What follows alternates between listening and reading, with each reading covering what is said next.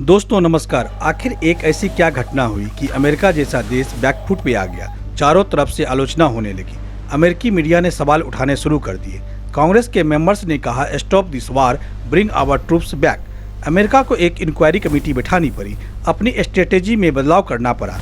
लेकिन सवाल यह है आखिर हुआ क्या और इस पूरे मैटर का असर भारत पर, आपकी जेब पर और हमारे बच्चों के भविष्य पर क्या पड़ेगा। इस वीडियो में हम लेयर बाय लेयर इस पूरे मामले को समझेंगे, तो वीडियो को एंड तक जरूर देखिएगा और चैनल को सब्सक्राइब कीजिएगा। तो चलिए पहले इंसिडेंट को समझते हैं। 28 फरवरी 2026 को एक सामान्य सुबह ईरान के मिनाब शहर में शजारा तैयबा स्कूल में बच्चियां क्लास अटेंड कर रही थी और फिर अचानक ब्लास्ट हो जाता है। ईरानी ऑफिशियल्स के अनुसार सुबह 11:15 बजे एक मिसाइल स्कूल पर गिरी। ईरान का क्लेम है कि अमेरिका निर्मित टॉमहॉक मिसाइल थी और उन्होंने कुछ फ्रैगमेंट्स भी दिखाए जो 2014 या उसके बाद बने टॉमहॉक से मैच करते हैं। हालांकि अमेरिका या इजरायल ने इस क्लेम को ऑफिशियल कंफर्मेशन नहीं की है। व्हाइट हाउस और पेंटागन की ओर से जारी स्टेटमेंट्स में कहा गया है कि जांच जारी है और अभी तक कोई फाइनल कंक्लूजन नहीं आया है। That's used on dynamic strikes or on boat strikes and others.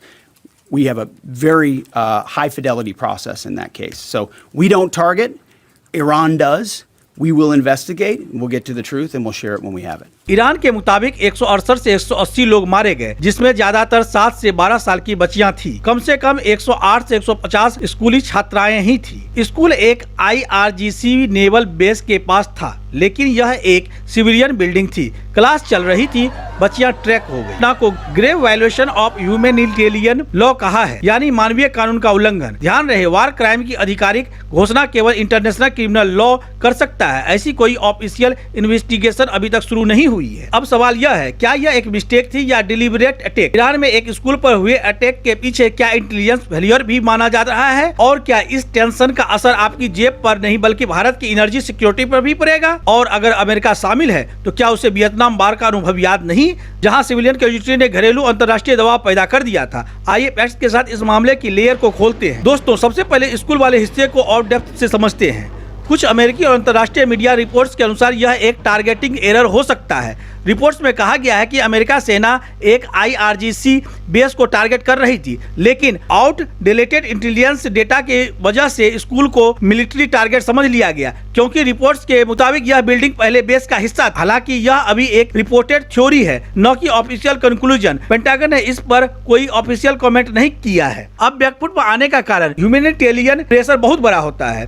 UN, UNESCO, human rights watch ने इस घटना की कड़ी निंदा। अमेरिकी मीडिया न्यूयॉर्क टाइम्स, CNN ने सवाल उठाए जा रहे हैं, कैसे हो गया? कांग्रेस के कुछ मेंबर्स बोल रहे हैं stop this war, bring our troops back. Inquiry committee बैठी है, टारगेटिंग प्रोटोकॉल्स के संभावित बदलावों पर चर्चा हो रही है। यह एक डेमोक्रेटिक प्रोसेस का हिस्सा है और यही वियतनाम वार का सीधा और गहरा कनेक्शन है। दोस्तों वियतनाम वार 1955 से 1975 तक चला। अमेरिका ने कम्युनिज्म को रोकने के नाम पर 5,80,000 से ज्यादा ट्रूप्स भेजे और 58,000 अमेरिकी सोल्जर्स मारे गए। शुरू में पब्लिक सपोर्ट था, लेकिन जब 1965 के बाद टीवी पर युद्ध की लाइव कवरेज घर घर पहुंचने लगी, तब सब कुछ बदल गया। 1968 में माई लाई गांव में एक दुर्भाग्यपूर्ण घटना घटी, जहां अमेरिकी सोल्जर्स द्वारा 343 से 504 अनआर्म्ड सिविलियंस, महिलाएं, बच्चे, बुजुर्ग मार डाले। आर्मी ऑफिशियल रोनाल्ड हिवरली की फोटोज 1969 में लाइफ मैगजीन में छपी। इस स्कैंडल के बाद कांग्रेस में हियरिंग हुई और कुछ सोल्जर्स को हेल्ड रिस्पॉन्सिबल किया गया।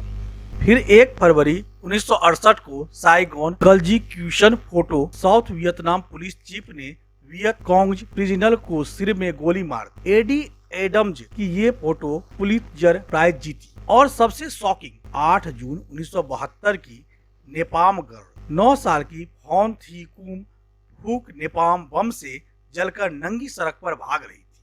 पीछे अन्य बच्चे स्क्रीमिंग नीकूत की ये फोटो पुलित्जर जीती और एंटी वॉर मूवमेंट को आग लगा दी। इस फोटोज पेंटागन पेपर्स 1971 ने जो अमेरिकी सरकार की रिपोर्टिंग पर सवाल उठाए, पब्लिक ओपिनियन पूरी तरह पलट गया। 1965 में 60% अमेरिकी युद्ध के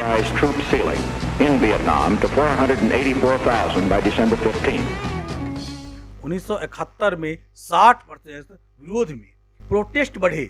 1970 में कैंट स्टेट यूनिवर्सिटी में नेशनल गार्ड ने स्टूडेंट पर फायरिंग कर दी, उसमें 4 लोग मारे गए। कांग्रेस ने वार पावर्स रेजुलेशन 1973 में पास किया।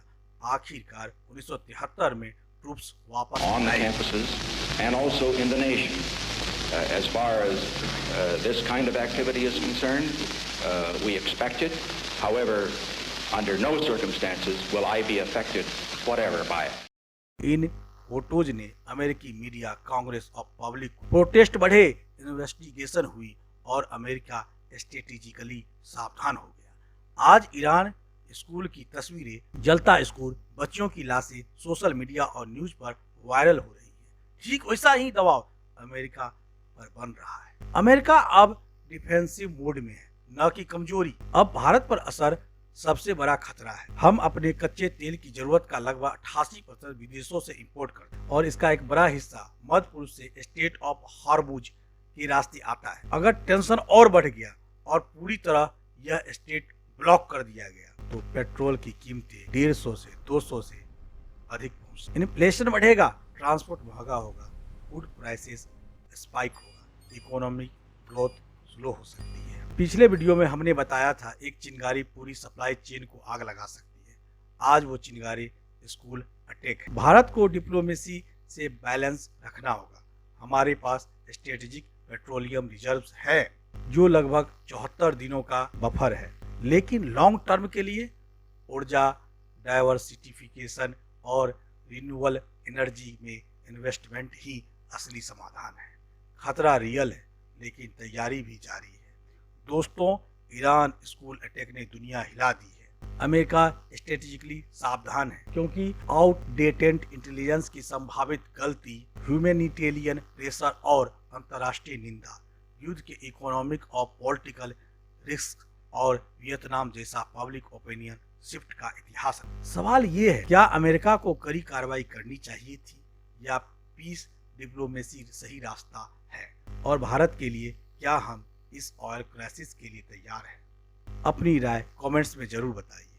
क्या अमेरिका बैकफुट पर सही है या नहीं? लाइक, शेयर, सब्सक्राइब करें ताकि ऐसे अपडेट्स मिलते रहे। जय हिंद दोस्तों, देखते रहिए न्यूज लिंक।